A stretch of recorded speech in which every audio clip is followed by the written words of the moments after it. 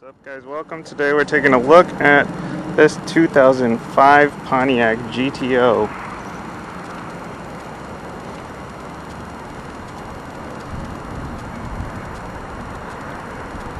Now, by today's standards, this design is not exactly too out there, but in this yellow color here, where you need sunglasses just to look at it, this thing will definitely stand out.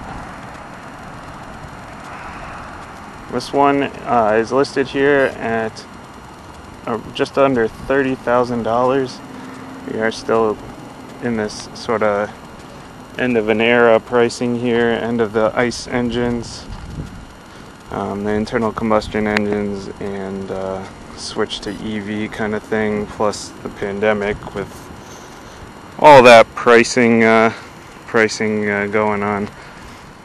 Oh. Alright, let's take a look here, see what we got under the hood. The 3 pedals, of course. Got these nice hood scoop here. And this was brought back in 2004. Originally it was 1964 to 74. It was the original muscle car. It disappeared for a while here in the US. And then it came back in 2004 based on the Holden Monero that they get in Australia. Now for 2005 they actually did a pretty big overhaul on this guy. The 2004 had the LS1 V8 with the 350 horsepower. This one has the LS2 V8, the 6-liter, with 400 horsepower, 395 pound-feet of torque. So that's quite a big bump. It's definitely got that typical muscle car. This thing is heavy as hell, but it's got a giant V8 in it kind of thing going for it. Because this one is just about 3,700 pounds. We got this nice, pretty simple key going on here. Check out the trunk here. There's no room for anything here. But it's not why you buy this.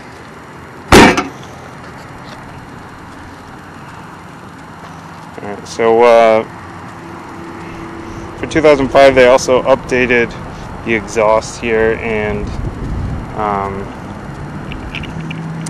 some of the rear fascia. These hood scoops up here that we saw in the front. I just kind of made it a little more aggressive looking. They also added some bigger front brakes here.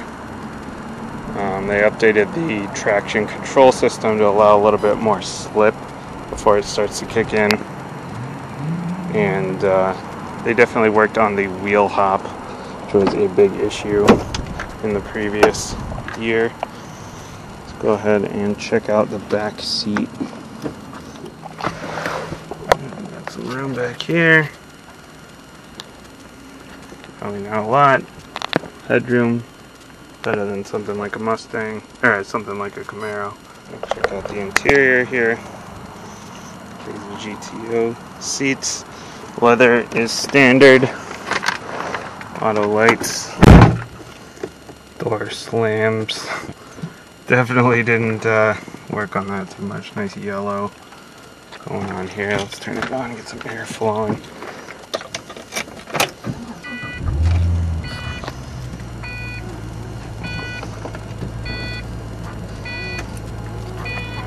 The exhaust is alright. Doesn't give you that big V8 sound that you kind of expect.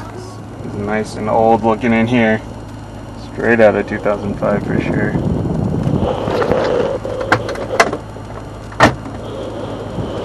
I like this yellow up here. It's a nice touch. Back seats. Weather standard. Your windows are here. Traction control. Got the 6-speed. Manual handbrake, of course. Got the 10-speaker 6-disc. I'm gonna mess this up. Blaupunkt system.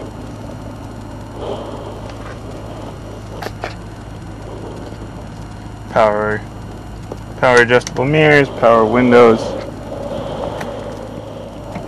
It is pretty tight in here for sure. Let's take a little ride here. The tight steering.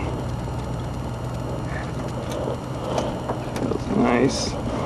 Hydraulic steering system. Lots of good feedback. Gotta love that.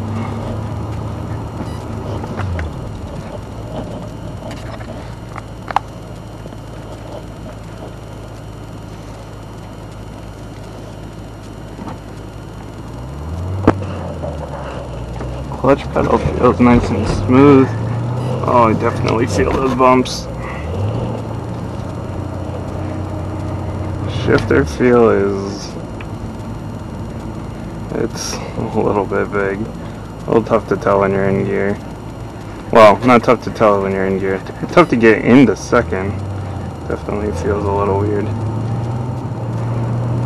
Like I said, this is the 2005, so it was 1964 to 1974, the original muscle car, and then now we're in, this is the 2005, it came back 2004 to 2006. Visibility is not too bad in here, about like the Camaro, or a little better than the Camaro, about like the Mustang. White point is really high, but it's easy to find. Like I said, nice and smooth. This is definitely a good analog feel here. You know, even though it's got all the power stuff, auto lights, power windows, power mirrors, all that, still got a good analog feel to it. It's decent sound system, all the leather. Now there were really no options for this, which is interesting, other than this is one car where the automatic was actually standard. If you wanted the manual, that was an optional upgrade, which obviously this one has the 6-speed manual, and that is definitely an option I would obviously take.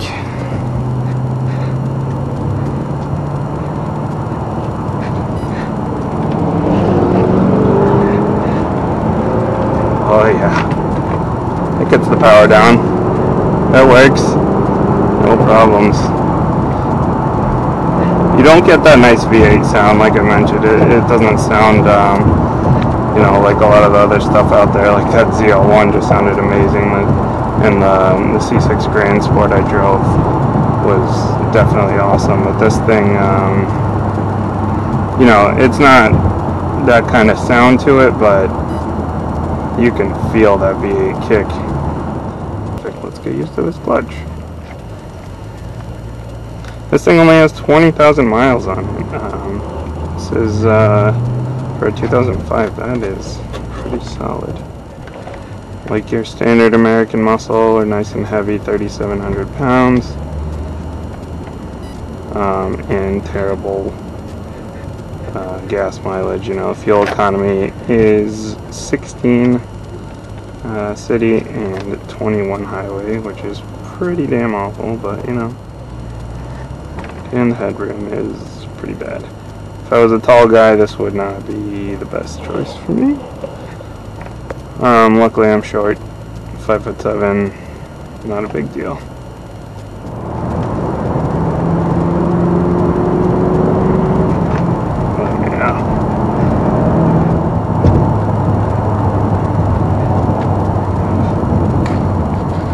Nice.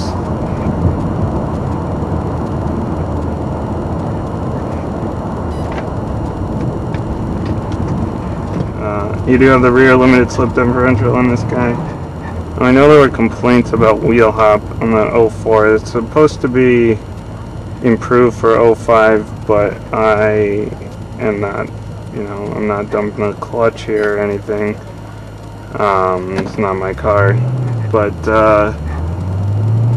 I've heard that it's still a bit of an issue with this one, but for this kind of driving, I mean, I'm not too concerned. I'm just cruising around town. It is a little bit annoying that it seems tough to get into second. I don't know what's going on with that. Let's take it on some curvy roads here and see how it does. Got some body roll for sure. But it handles it well. You know, this is a 16-year-old car, but it's got a great analog feel to it with the heavy steering. Nice smooth clutch, as I mentioned. 400 horsepower that it puts down very, very well, and like that. No backup cam, obviously. Okay. The ride could definitely be a little smoother here, but again, it's not what we're going for here. 2005 V8 kind of deal here. That 1.2 is just awful. If it weren't for that, it wouldn't be too bad, actually. But that's really my only complaint here that I've got so far. You know, the body roll, sure, there's some body roll. It's not the smoothest ride. It does have the independent rear suspension that was updated in 2005, but I can only imagine how it was before. It's not exactly the smoothest ride, but it's not anything that's unbearable by any means. It's totally fine to live with. It's really the only thing I have trouble living with here is that 1.2. Okay. Here we go. Yeah, that feels good. Stick the pedal in it.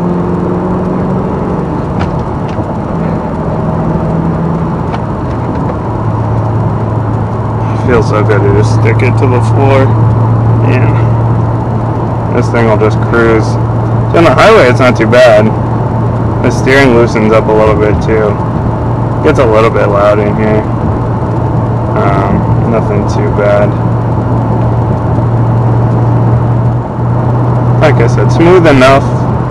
It's not gonna be a big problem to daily or even to road trip or anything like that. But there's definitely more comfortable rides out there. This isn't the one that you're buying for the comfortable ride. This is the one that you're buying to have some fun.